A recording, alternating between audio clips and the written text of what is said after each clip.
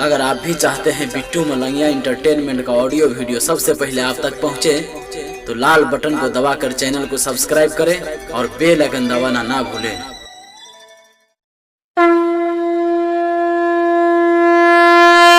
प्रेम से बोली विंध्याचल वाली मैया की। बिट्टू मलंगिया एंटरटेनमेंट के अखन हम सब सुन रहल छी मधुबनी सा संगम सहेली म्यूजिक के शानदार प्रस्तुति। भोजी काला साथ जल गिरैया, जब डीजे पर कमर हिलैया। भोजी काला साथ जल गिरैया, जब डीजे पर कमर हिलैया। ये भोजी काला साथ जल गिरैया, ये भोजी काला साथ जल गिरैया। जब डीजे पर कमर हिलैया, ये भोजी काला साथ जल गिरैया। बांधी ललकी चुनरिया हो, ऐली तोहरे दुआरिया हो। यही खुशी में नगर हिलैया, ये भोजी काला साथ जल गिरैया। जब डीजे पर कमर हिलैया, ये भोजी काला साथ जल गिरैया।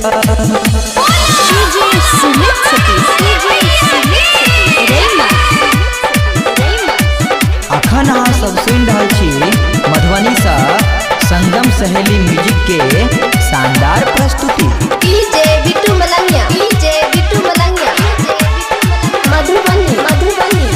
डीजे बाजे लगातार, नाचे घूंघटा उतार। उनका के हम कोना समझाई, कलसा फूट गइल बाटे, ठोपे ठोप चुअताटे। के कराते है जाके बताई। डीजे बाजे लगातार, नाचे घूंघटा उतार। उनका के हम कोना समझाई। फेल भइल सब बुद्धि हमार, जल रुके नहीं गिरे लगातार। फेल भइल बाटे बुद्धि हमार, जल रुके नहीं गिरे लगातार। जब डीजे वाला बेस खोलैया, भोजी काला साथ जल गिरैया। जब डीजे पर कमर हिलैया, ये भोजी काला साथ जल गिरैया। प्रेम से बोली रजरप्पा वाली छिन्न मस्तिका की। अखन अहाँ सब सुन रहल छी मधुबनी सा संगम सहेली म्यूजिक के शानदार प्रस्तुति। DJ Bittu Malangiya, DJ Bittu Malangiya, Madhubani. जाके छही बड़ी दूर, हम छिए मजबूर। लागे रास्ता में जल गिर जाई, लके कलसा में जल घर से है देनी चल। हम जननी न सब गिर जाई, जाके छही बड़ी दूर। हम छिए मजबूर, लागे रास्ता में जल गिर जाई। बिट्टू कहे सत्यम सरगम से, बुझ दिलावा के हम रखले।